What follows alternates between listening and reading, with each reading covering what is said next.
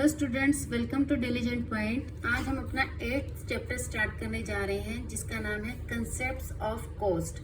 इसमें जो है हम सबसे पहले करेंगे लागत की धारणा और उसके प्रकार, फिर हम करेंगे कुल लागत, औसत लागत और सीमांत लागत की धारणाएं। उसके बाद जो है औसत लागत और सीमांत लागत में संबंध करेंगे और फिर दीर्घकालीन कुल लागत वक्र को हम डिफाइन करेंगे। उसके बाद हम जो है टाइम पीरियड को लेके चलेंगे। तो सबसे पहले हम लेके चलते हैं लागत की धारणा क्या होती है और इसके प्रकार। लागत की धारणा जो है क्या होती है, कहते हैं फर्म वस्तुओं का उत्पादन करते समय जो है उत्पादन के साधन जो कि भूमि, श्रम, पूंजी है और कच्चे माल और मध्यवर्ती वस्तुओं का उपयोग करती है। इन्हें क्या कहा जाता है? आगत कहा जाता है, इनपुट्स कहा जाता है। इन इनपुट्स को जो है हमें कुछ खर्चा देना पड़ता है, वो खर्चा जो है क्या कहलाती है? उत्पादन लागत कहलाती है। तो उत्पादन लागत जो है हमारी होती है वास्तविक लागत, अवसर लागत, मौद्रिक लागत, स्पष्ट लागत और निहित लागत। इन्हें हम डिटेल में करेंगे अभी। ये मोस्टली पेपर में 2 मार्क्स की आ जाती है। सबसे पहले हमारे पास आती है वास्तविक लागत। वास्तविक लागत की जो है धारणा का प्रतिपादन किसने किया है? डॉक्टर मार्शल ने किया है। 1 नंबर में कई बार ये क्वेश्चन पूछ लिया जाता है। वास्तविक लागत वो लागत होती है जो कि उत्पादन के साधन के स्वामी है। उत्पादन के साधन भूमि, श्रम, पूंजी, इनके जो स्वामी है वो जब इन साधनों की पूर्ति करते हैं तो उन्हें जो भी कष्ट और दुख और परेशानी उठानी पड़ती है वो क्या कहलाती है? उनकी रियल कॉस्ट कहलाती है, वास्तविक लागत कहलाती है। उसके बाद आती है आपके पास अवसर लागत। अवसर लागत कौन सी होती है? किसी साधन की अवसर लागत से अभिप्राय दूसरे सर्वश्रेष्ठ वैकल्पिक प्रयोग के उसके मूल्य से है। इसे मैं एक एग्जाम्पल से जो है आपको शो करती हूँ। ये देखिए, मान लीजिए आप एक किसान हैं और आप एक खेत में गेहूं तथा चना दोनों ही पैदा कर सकते हैं। आपके पास 1 हेक्टेयर खेत है जिसमें जो है आप क्या कर सकते हैं? गेहूं भी उत्पादित कर सकते हैं और चना भी।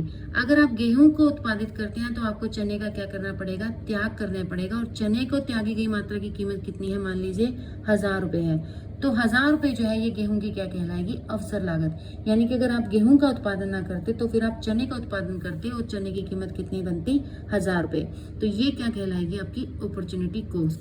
तो अवसर लागत वह लागत होती है जिसका उस साधन को किसी एक कार्य में कार्यरत होने के फलस्वरूप दूसरे वैकल्पिक कार्य को नहीं कर पाने के कारण त्याग करना पड़ता है। क्या त्याग करना पड़ा आपको? चने का त्याग करना पड़ा। तो चने की जो मात्रा होती है वह क्या कहलाएगी? आपकी अपॉर्चुनिटी कॉस्ट यानी कि अवसर लागत। उसके बाद आते हैं आपके पास नेक्स्ट है एक्सप्लिसिट कॉस्ट यानी कि स्पष्ट लागतें। स्पष्ट लागतें जो है कौन सी होती हैं? कहते हैं फर्म द्वारा किए जाने वाले सब खर्चे जिनका भुगतान जो है क्या किया जाता है? दूसरों को किया जाता है। तो वो कौन सी कहलाती हैं? स्पष्ट लागतें। नाम से ही क्लियर हो जाता है। मान लीजिए एक फर्म ने जो है किसी लैंड को किराए पे लिया है या किसी बिल्डिंग को किराए पे लिया है, तो उसका किराया मान लीजिए पर मंथ जो है 8000 रुपए है।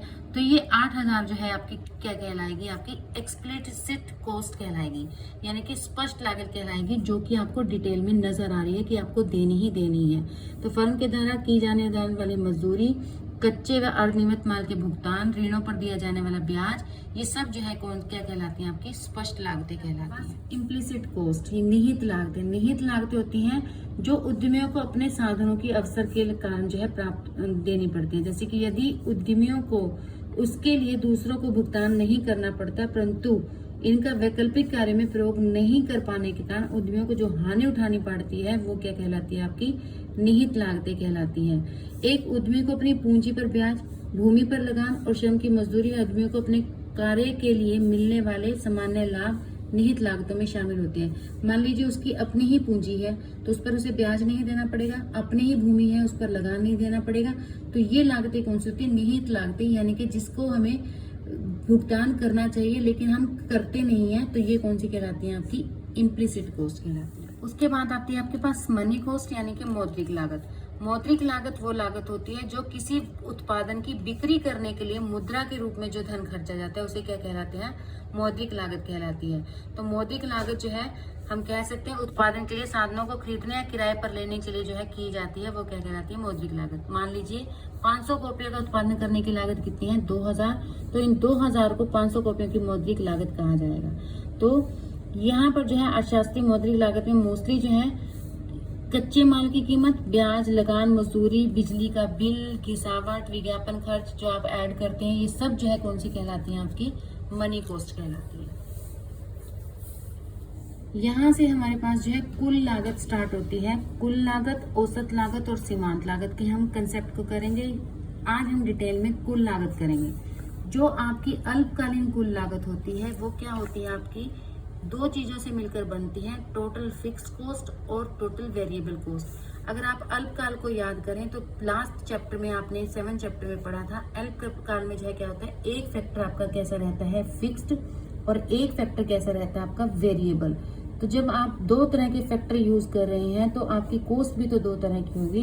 तो इसलिए टोटल कॉस्ट भी जो है आपके अल्पकाल में क्या रहती है, टोटल फिक्स कॉस्ट, यानी कि जो फिक्स फैक्टर्स को देते हैं आप, और टोटल वेरिएबल कॉस्ट जो आपको वेरिएबल फैक्टर्स को देनी पड़ती है। तो ये आप हम डिटेल में करेंगे।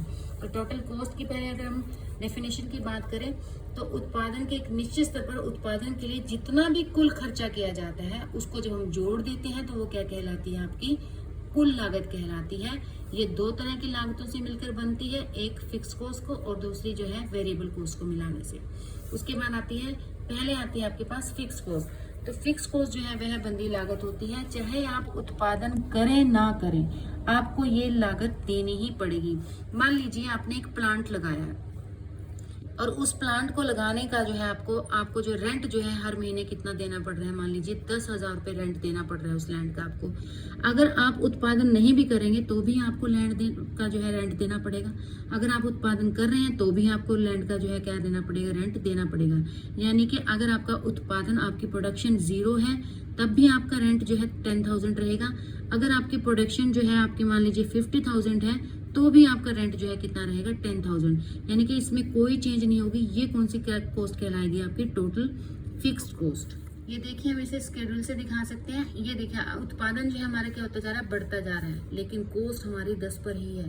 यानी कि जो फिक्स कॉस्ट है वो आपकी क्या रहती है, सेम रहती है। आप उत्पादन की मात्रा को चाहे कितना मर्जी बढ़ा लीजिए। जब हम इसे डायग्राम से शो करेंगे तो डायग्राम में ये देखिए आपका आउटपुट जो है क्या होता रहा है, बढ़ता जा रहा है, लेकिन आपकी कॉस्ट जो है क्या रहेगी, सेम रहेगी। तो टोटल फिक्स कॉस्ट में जो है आपका कोई चेंज नहीं आता। ये जो है क्या रहेगी, आपकी पैरेलल टू ओ एक्सिस रहेगी हमेशा। उसके बाद हमारे पास आती है टोटल वेरिएबल कॉस्ट। नाम से ही पता चलता है वेरिएबल कॉस्ट जो है किसके कारण आती है, जो उत्पादन के हम साधनों को क्या कर सकते हैं, घटा बढ़ा सकते हैं। जैसे आपकी लेबर है, इसको हम क्या कर सकते हैं, कम ज़्यादा कर सकते हैं। तो जितने कम करेंगे उतनी ही कॉस्ट कम हो जाएगी, जितना ज़्यादा बढ़ाएंगे उतनी ही कॉस्ट जो है क्या होगी, ज़्यादा होगी। तो उत्पादन के घटते बढ़ते साधनों के प्रयोग के कारण जो कॉस्ट आती है उसे क्या कहा जाता है, परिवर्तनशील लागतें, यानी कि वेरिएबल कॉस्ट। ये देखिए स्केड्यूल से पता चल रहा है, जैसे जैसे हम जो है उत्पादन को बढ़ा रहे हैं हमारी कॉस्ट जो है वो भी क्या होती जा रही है, बढ़ती जा रही है। तो डायग्राम से जब हम इसे शो करेंगे, ये देखिए टोटल वेरिएबल कॉस्ट जो है आपकी क्या रहेगी, इंक्रीजिंग रहेगी इस तरह से। तो टोटल वेरिएबल कॉस्ट जब आप स्केड्यूल को ड्रॉ करेंगे तो ये इस तरह से बनेगी। तो यहाँ पर क्या है, आउटपुट, जैसे जैसे आउटपुट इंक्रीज हो रहा है यहाँ पर क्या है आपकी टोटल वेरिएबल कॉस्ट, वैसे वैसे आपकी क्या होती जा रही है, कॉस्ट भी इंक्रीज होती जा रही है। जब हम इन पॉइंट्स को मिलाएंगे तो जो ये लाइन आएगी ये क्या कहलाएगी, आपकी टोटल वेरिएबल कॉस्ट। उसके बाद जो है हमारे पास क्या आता है, डिफरेंस आता है। मोस्ट इंपॉर्टेंट है किसका, बंदी लागत को और परिवर्तनशील लागत का। देखिए नाम से ही पता चलता है बंदी लागत जो है क्या है, इसमें उत्पादन की मात्रा में परिवर्तन होने से कोई परिवर्तन नहीं होता है। याद कीजिए 10 10 10 ही थी ये, इसमें कोई चेंज नहीं था। इसमें क्या है, उत्पादन की मात्रा में परिवर्तन होने से इसमें भी परिवर्तन हुआ था। उसके बाद जो है उत्पादन शून्य हो, अधिकतम हो, कॉस्ट जो है आपकी क्या रहेगी, स्थिर रहेगी, स्टेबल रहेगी, जो थी वही रहेगी। यहाँ पर उत्पादन के शून्य होने पर लागत भी शून्य हो जाएगी और उत्पादन के बढ़ने पर लागत भी जो है क्या हो सकती है, आपकी कम ज्यादा हो सकती है।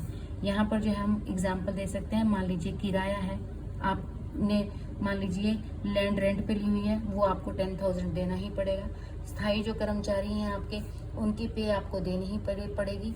आपने जो लाइसेंस बनवाया हुआ है उसकी फीस आपको देनी ही पड़ेगी। प्लांट और मशीन की लागत भी आपको देनी पड़ेगी। इसमें उदाहरण हम ले सकते हैं कच्चे माल की लागत। अगर आप उत्पादन नहीं कर रहे हैं तो कच्चा माल नहीं लेंगे, उत्पादन करेंगे तो कच्चा माल खरीद लेंगे।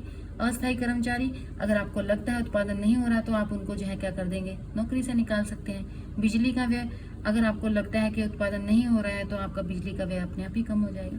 तो ये क्या है, कम ज्यादा हो सकती है, ये आपकी क्या रहेंगी, फिक्स्ड रहेंगी। उसके बाद जो है कुल लागत, बंदी लागत और परिवर्तनशील लागत, यानी कि total cost is equal to total fix cost plus total variable cost. इन तीनों का हम क्या करेंगे, संबंध दिखाएंगे, रिलेशन दिखाएंगे। ये देखिए शेड्यूल से हम इसे शो कर सकते हैं। यहाँ क्या है, आपका उत्पादन बढ़ रहा है, बंदी लागत आपकी सेम रहेगी। मैंने बोला है आपको, ये आपने चेंज नहीं करनी है। अगर मान लीजिए आपके पास 4 पर जो है आपको 10 दे रखी है, तो बाकी सब में जो है आप 10 ही फिल कर देंगे। परिवर्तनशील लागत है आपकी क्या है, बढ़ रही है। कुल लागत जो है क्या होगी, इन दोनों का एडिशन यानी कि जोड़ होगी, तो ये क्या जाती है, कुल लागत हो जाएगी। तो जब हम तीनों को डायग्राम से शो करेंगे इस तरह से बनेगा। ये देखिए फिक्स कॉस्ट क्या है आपकी, सेम 10 थी तो 10 ही है। वेरिएबल कॉस्ट जो है आपकी क्या है, ये टोटल कॉस्ट जो है आपकी यहाँ से शुरू हो रही है। कारण क्या है, क्योंकि टोटल कॉस्ट जो है क्या है आपकी, total fix cost plus total variable cost का क्या है आपकी जोड़ है। तो ये दोनों का जोड़ है। तो ये देखिए फिक्स कॉस्ट जब यहाँ से शुरू हो रही है, तो आप टोटल वेरिएबल कॉस्ट को आप यहाँ से शुरू तो नहीं कर सकते, क्योंकि इसमें फिक्स कॉस्ट भी ऐड है। तो इसलिए हम क्या करेंगे, टोटल कॉस्ट को ऊपर से शुरू करेंगे। तो ये हमेशा याद रखना है, जो टोटल कॉस्ट है वो कहाँ से स्टार्ट होगी, टोटल फिक्स कॉस्ट है, और ये क्या करेगी आपकी जो है पैरेलल टू क्या करेगी, टोटल वेरिएबल कॉस्ट चलेगी। इन दोनों में जो है सेम डिफरेंस लेके चलेंगे। आप इसे फ्री हैंड बनाएंगे पेपर में, अगर आपके पास ये डायग्राम आ जाता है। तो ये मोस्ट इम्पॉर्टेंट है। ये क्या है, टोटल कॉस्ट, इन दोनों का जोड़ है। तो हमेशा किससे शुरू होगी, टोटल फिक्स कॉस्ट से होगी। टोटल फिक्स कॉस्ट कभी भी आपकी जीरो नहीं होगी, ये हमेशा पैरेलल चलेगी। और टोटल वेरिएबल कॉस्ट जो आपकी क्या होती है, पहले जीरो होती है। जब भी आपने प्रोडक्शन स्टार्ट करना है तो पहले आपकी वेरिएबल कॉस्ट क्या रहती है, जीरो रहती है।